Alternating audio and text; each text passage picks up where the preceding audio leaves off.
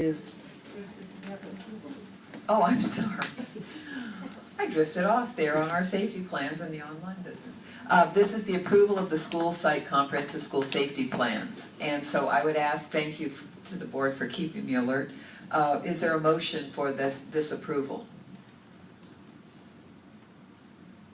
Madam President, I move approval of the school site comprehensive school safety plans for 2013-14.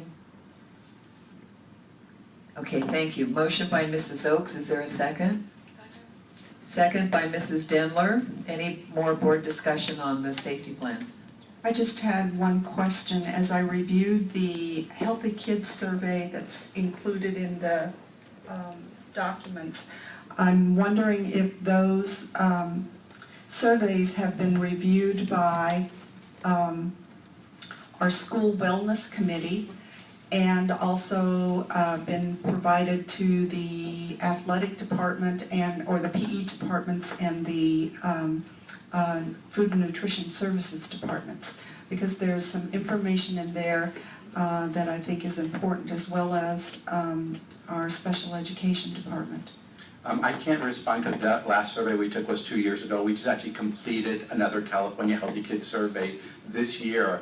And what I am planning on doing is actually meeting with somebody from West Ed who will walk through with me and making sure that we are now sharing that information with the appropriate parties in our district, with the schools, with the specific departments in our district, to make sure that they're aware of that. So as we literally last week just got back the results from the survey that we took this past February, and in making sure that this go around that we are making sure that the appropriate departments and committees and schools are reviewing that. And I'd even advocated that Dr. Bernard share some of that information when he gives the State of the District address coming up this August, because I think it is some very, very important information, and I think it is very important that we make sure that information gets shared with the appropriate departments, parties, committees in our district. There's a lot of information in there about the wellness of our students, and the more we can promote wellness, the greater the academic achievement will be. Absolutely.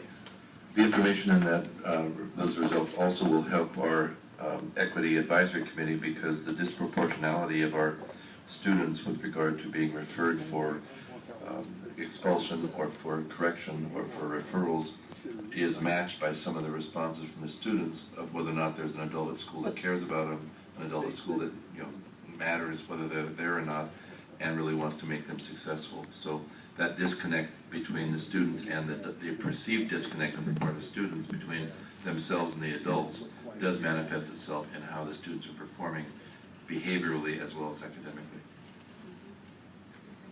Thank you. Okay, thank you.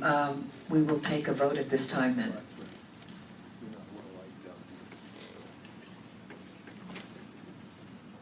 Motion carries 5-0-0.